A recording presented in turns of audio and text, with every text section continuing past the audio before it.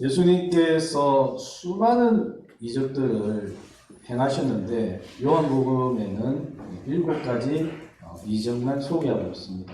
그래서 이 7가지 이적을 표적이라고 그렇게 합니다. 사도 요한이 이 이적들 중에서도 아주 의미 있는 것, 사도 요한이 볼 때 7개를 소개해 놓으면서 이런 표적들을 통해서 우리가 그의 영광을 보니 아버지의 독생자의 영광이다. 우리는 다 땅에서 부모님의 이 혈연을 통해서 태어난 사람의 아들, 사람의 딸이지만 예수님은 근본이 하나님의 아들이십니다 하는 것을 보여주고 있습니다. 그 7가지 이적 중에서도 아주 우리에게 인상적인 이적이 오병이어죠. 예수님 밥도 마음껏 먹고 이래야 되는데 요즘 밥을 못 먹고 이러니까 아마 이 오병이어 정말 교회에서 연사님들이 열심히 밥과 반찬 만들어서 교인들이 나눠 먹는 그런 장면이 참 연상되는 그런 이적입니다. 어린 소년이 이렇게 헌물한 떡 5덩이와 물고기 2마리 주님께서 축사하고 나눠줘라 했더니 장정만 5,000명이 먹었다는 거죠. 와, 대단하다 이러면서 이제 오물오물 씹고 있는 겁니다. 떡을 씹고 또 생선도 씹고 꿀꺽꿀꺽 삼키면서 사람들이 하는 말이 예수님, 우리가 예수님을 따라가고 예수님의 제자가 되고 예수님을 믿으려면 어떤 표적을 한번 보여주시겠어요? 이런 거. 정말 말도 안 되는 이야기죠. 지금 입안에서 떡을 씹고 있으면서 또 다른 표적 하나 더 보여주실래요? 이거보다 더 큰 표적 하나 보여주실래요? 이렇게 말을 하고 있는 겁니다. 예수님께서는 예수님이 하늘에서 내려온 생명의 떡이다 라고 말씀하시면서 내 살을 먹고 내 피를 마셔야 너희 속에 생명이 있다 라고 그렇게 말씀하셔요. 이 말씀은 그래 더 큰 표적을 보여줄게. 그 표적은 무엇이냐면 십자가라는 겁니다.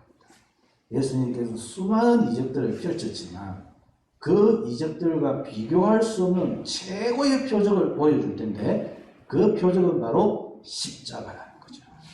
이 십자가 속에는 우리가 그의 영광을 보니 아버지의 독생자의 영광이더라. 사도 요한은 예수님을 쫓아다니면서 뒤따라다니면서 탐문 기자처럼 지금 이것을 서술하고 있는 것인데 물로 표도주를 만들었을 때도 와, 하나님의 아들이시구나. 우리가 기다렸던 메시아 그리스도시구나. 이 제자들은 예수님을 통해서 하나님의 영광을, 신적 권위를, 우리 앞에 나타난 여호와의 사자를 목격한 것이죠. 그런데 이 십자가는, 이 표적은, 이 이적은 그 어떤 이적과도 비교할 수 없는 하나님의 영광이 드러났다는 것입니다. 오늘 저는 이 십자가의 영광이 오늘 우리가 읽은 이 본문 속에서 아주 맛보기로 나와 있다는 것이죠. 그 십자가의 영광의 맛보기를 오늘 나누고 싶습니다. 예수님께서는 제자들에게 고별 담화를 하시고 그리고 17장에서 대제사장적인 기도를 통해서 예수님 자신을 위해서 제자들을 위해서 제자들이 또 복음을 전해서 세워줄 이 신자들과 교회를 위해서 기도하셨습니다. 이런 일들이 일어나고 18장, 19장에서는 예수님 이제 체포당하시고 신문받고 십자가 처형당하는 이런 일련의 여정이 남아 있습니다. 우리가 읽은 본문은 예수님이 체포당하는 그런 사건이 일어나고 있습니다. 이 체포되어지는 이런 과정을 통해서 십자가의 영광이 무엇인지를 아주 맛보기로 한번 살펴보겠다는 것입니다. 첫 번째는 이 예수님의 체포는 예수님께서 주도적으로 참여하시고 자발적으로 허락하신 일이라는 것이죠. 대제사장 기도를 마치고 예수님과 제자들은 기드론 시내 건너편으로 이동합니다. 예수님과 제자들이 기드론 시내 건너편으로 간다는 것은 그 옛날을 연상케 합니다. 그 옛날에 사랑하는 아들 압살롬이 반역을 일으키죠. 어느 순간에 완전히 쿠데타가 일어나고 정부가 완전히 장악되어져 버렸어요. 급박한 소식을 듣고 다윗 왕이 머리를 풀고 많은 사람들과 함께 울면서 이 기드론 시내를 지나서 광야길로 이렇게 도피하는 것을 볼 수가 있습니다. 우리가 그 결과는 너무나 잘 알고 있습니다. 이 성공적인 쿠데타라고 생각했던 반역은 실패로 끝납니다. 그리고 하나님의 뜻과 같다고 생각했던 그 아히도벨, 당대 최고의 지략가, 책략가, 이 사람은 스스로 자결하고 맙니다. 끝나버리죠. 그리고 다윗 왕은 다시 왕위를 회복하는 것을 볼 수가 있습니다. 예수님께서 제자들과 이 밤에 기드론 시내를 건너가고 유다가 배신하고 그리고 군사들을 데리고 오는 이 모습은 압살롬의 반역과 다윗 왕이 도피가는 여정과 너무나 유사합니다.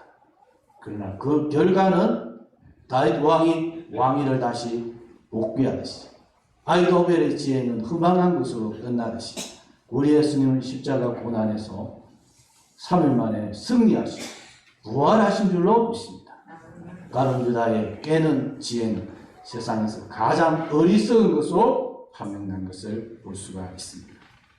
예수님께서 이 기드론 시내를 건너서 감난산으로 가시고 그 감난산에 있는 겟세마네 동산에 이렇게 가셨습니다. 이 장소는 예수님께서 제자들과 자주 보이는 곳입니다. 가룟 유다도 이 장소를 잘 알고 있습니다. 그러면 질문입니다. 예수님은 체포당하신 것입니까? 예수님이 저들이 체포하도록 허락하신 것입니다. 12 제자들 중에 한 사람인 가룟 유다의 배신으로 어쩔 수 없이 예수님은 체포를 당할 수밖에 없는 억울한 상황이었을까요? 그렇지 않습니다. 우선 예수님은 가룟 유다가 예수님을 배신할 것을 잘 알고 계셨습니다. 요한복음 13장 21절에 보면 예수께서 이 말씀을 하시고 심령이 괴로워 정언하여 이르되 내가 진실로 진실로 너희에게 이르노니 너희 중 하나가 나를 팔리라. 13장 26절에는 예수께서 대답하시되 내가 떡 한 조각을 적셔다 주는 자가 금이라 하시고 곧 한 조각을 적셔서 가룟 유다의 아들 유다에게 주시니 유다가 그 조각을 받고 곧 나가니 밤이더라. 예수님은 가룟 유다가 배신할 것을 알고 계셨습니다. 또한 가룟 유다는 예수님과 제자들이 이른 밤이 되면 겟세마네 동산에 가서 기도하고 낮에 미진한 부분들을 가르치고 하는 것을 이 아지트를 잘 알고 있었습니다. 그러면 예수님께서 가룟 유다가 이 밤에 분기댕천에서 나갔는데 그러면 이 장소를 가셔야 할까요? 아니면 가룟 유다가 전혀 모르는 어떤 비밀 제3의 장소로 가는 것이 지혜롭겠습니다. 가룟 유다가 로마 군인들과 대제사장들과 바리새인들에게 속한 성전 경비병들을 데리고 올 것을 알고 계셨습니다. 그들은 등과 횃불과 칼과 몽둥이로 무장을 하고 올 거예요. 이런 일련의 진행 과정을 예수님은 예지하고 계셨습니다. 그럼에도 불구하고 예수님은 겟세마네 동산으로 가십니다. 그렇다면 예수님은 어쩔 수 없이 체포당하신 것입니까? 체포되도록 허락하신 것입니다. 우리 인류의 시조 아담은 에덴 동산에서 하나님 말씀에 불순종했습니다. 아담의 불순종으로 인해서 죄가 세상에 들어오고 사망이 이 땅에 왕노릇하게 되었습니다. 우리 모두는 그런 이유로 죄인이 되었고 죽을 수밖에 없다는 것이죠. 하지만 새 인류의 시조요 대표이신 예수 그리스도는 겟세마네 동산으로 가십니다. 그곳에 가면 사랑하는 가룟 유다의 배신으로 체포될 것이고 신문당할 것이고 십자가에 못 박히실 것이라는 것을 뻔히 알고 계시는데도 예수님은 겟세마네 동산으로 가십니다. 왜요? 하나님 아버지의 그 기쁘신 뜻대로 창세전에 예정하신 그의 백성을 모두 구원하시려는 그 하나님의 뜻에 온전히 순종하기 위해서 겟세마네 동산으로 가셨고 체포를 당하신 것입니다. 예수님의 이 체포 과정을 통해서 드러나는 십자가의 영광 첫 번째입니다.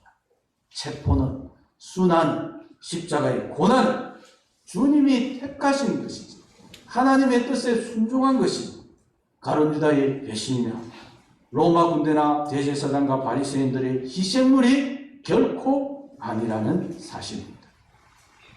두 번째로 예수님의 체포 과정에서 우리는 예수님의 신적 권위가 드러나는 것을 볼 수가 있습니다. 6절에 보면 예수께서 그들에게 내가 건이라 하실 때 그들이 물러나서 땅에 엎드러지는지라. 이른 밤에 예수님이 겟세마네 동산에 가신다면 몇 명이나 데리고 가겠습니까? 가룟 유다는 예수님이 그곳에 가면 제자들 몇 명 정도 데리고 갈지, 이른 밤 정도면 어디로 갈지, 왜 갈지 예수님의 상황, 동선, 행동, 반경 완전히 다 파악하고 있습니다. 그런데 예수님을 체포하는데 로마 군인들까지 이렇게 대동한 것을 볼 수가 있습니다. 예수님은 유다가 이 밤에 비상한 행동에 옮길 것을 알고 계셨고 유다는 예수님의 행동 방향과 동선에 대해서 알고 있었습니다. 그렇다면 유다는 무엇이 도대체 두려운 것입니까? 수많은 로마 군인들, 빌라도에게 요청해서 로마 군대를 동원하고 성전 경비대의 경비병들을 중무장시켜서 예수님을 체포하려고 왔습니다. 이렇게 갑자기 밤에 창졸지간에 중무장한 병사들과 맞닥뜨렸을 때 사람은 누구나 두렵고 공포에 질릴 텐데 예수님은 한 걸음 앞으로 나가서 태연하게 자연스럽게 말씀하십니다. 너희가 누구를 찾느냐? 군인들과 수비병들이 대답합니다. 나사렛 예수라. 이런 의미죠. 우리는 나사렛 예수를 체포하려고 왔다. 나사렛 예수가 누구인가? 그를 알고도 신고하지 않거나 나사렛 예수와 같이 지내는 사람도 체포할 것이다. 대단히 긴장감이 팽팽하게 일촉즉발의 순간입니다. 그때 예수님께서 너무나도 자연스럽게 내가 건이라 이렇게 대답하시오. 내가 건이라. 너희들이 지금 찾고 있는 나사렛 예수 그가 바로 나다. 이런 말이죠. 헬라어로는 이게 에고 에임이라고 합니다. 해석을 하면 나는 나다. 출애굽기 3장 15절에서는 이것을 스스로 자존하는 자다. 이렇게 번역을 하고 있습니다. 근데 영어로는 I am that I am 이래요. 근데 이게 가장 번역이 어렵습니다. 나는 나다. 이것이 하나님이 모세 앞에 계시하신 하나님의 이름입니다. 이스라엘 백성들에게 가서 하나님을 무엇이라고 할까요? 할 때 하나님께서 나는 나다. 이 이름을 신명사문자라고 해서 이스라엘 백성들은 발음을 하지 않았습니다. 그래서 자음만 알지 몸을 몰라요. 그래서 정확한 발음을 모릅니다. 우리는 그걸 여호와라고 그렇게 합니다. 이런 의미죠. 세종대왕의 이름이 이도입니다. 이도. 왕의 이름이 이도니까 우리 집 아이 이름 이도라 하면은 왕은 못 될지라도 과거에 합격은 안 하겠습니까? 그래서 이도라고 이름을 지으면 되겠습니까? 안 되겠습니까? 큰일 납니다. 집안 멸문지하다. 이도라는 이름을 부를 수 있는 사람은 아무도 없어요. 그럼 왕의 이름이기 때문에 아무도 못 부르는 거죠. 신명사문자 하나님의 이름이 이것입니다. 네, 유대인들은 이 이름을 부르지를 않았어요. 그냥 넘어가는 겁니다. 구약에서 사람이 하나님을 대면하면 죽는다고 생각했습니다. 그래서 우시야 왕이 죽던 해 이사야 선지자가 하나님의 영광을 보고 하루다 나여 망하게 되었도다. 내가 죽게 되었구나 이 말이죠. 삼손의 부모인 마노아와 그의 아내가 여호와의 사자로부터 임신에 대한 예고를 받습니다. 그 아이에게 삭도를 대지 말라. 포도주를 먹이면 안 된다. 하나님께 드려진 나시군요. 이스라엘 블레셋으로부터 구원할 것이다. 그 이야기를 듣고. 그래서 그가 정말 하나님의 사자인 줄 알고 마노야가 그의 아내에게 우리가 하나님을 보았으니 반드시 죽겠구나. 두려움, 죽음에 대한 두려움과 공포에 떨었다는 것이죠. 요한복음에서 예수님은 7번의 이적을 통해서 하나님이심을, 하나님의 아들이심을 드러내셨죠. 마찬가지로 예수님께서는 에고 에이미, 나는 나다라는 이 신성사문자를 이용한 자기 계시를 요한복음에서 7번 또 말씀하십니다. 나는 생명의 떡이다, 세상의 빛이다, 문이다, 선한 목자다, 부활이다, 길이요 진리요 생명이다, 참포도 나무다. 에고 에이미 이걸 드러내고 계신다고요. 이건 아무나 이걸 말하지 못합니다. 그리고 체포를 당하는 이 급박한 순간에 예수님은 질문에 대한 답변으로 내가 그니라 에고 에이미라고 말하고 있어요. 혈기왕성 분기댕천하던 로마 군인들과 성전 경비병들이 예수님의 이 말을 듣고 깜짝 놀라면서 뒤로 물러나서 땅에 엎어져 버려요. 에고 에이미, 나는 나다. 하나님의 자기 계시가 이 급박한 상황을 예수님께서 드러내셨습니다. 체포를 당하는 이 순간에도 예수님은 하나님의 아들이시고 위에서 오셨고 내가 체포당하는 것이 아니라 체포됨을 허락하신다는 이 신적 권위를 드러내고 있습니다. 오늘 뒷순서가 좀 있어서 한 가지 더 있는데 그거는 다음에 기회가 있을 때 하겠습니다. 예수님은 하나님의 아들이신 줄 믿으시기 바랍니다. 그리스도요 메시아요 죄인을 구원할 유일한 구세주이십니다. 하늘과 땅을 연결하셨고 신약과 구약을 연결하셨고 하나님과 사람을 화해시키기 위해서 이 땅에 오셨고 체포당하시고 신문당하시고 십자가형을 받으시는 이 모든 것도 예수님께서 허락하셨고 참여하셨고 주도적으로 주님께서 받아들이신 것입니다. 이런 과정을 통해서 예수님은 십자가의 영광을 보여주십니다. 우리를 반드시 구원하겠다는 그 하나님의 열심을 보여주고 있습니다. 우리를 구원하려는 하나님의 열심은 오늘도 현재 진행형입니다. 삶의 공공한 상황 속에서 예수님의 이름을 부르짖고 하나님을 찾고 하나님께 메어달리는 우리 축복로 모든 가족들 될 수 있기를 주님의 이름으로 축복합니다. 아멘. 말씀을 기억하면서 찬송가 80장 우리 함께 가겠습니다.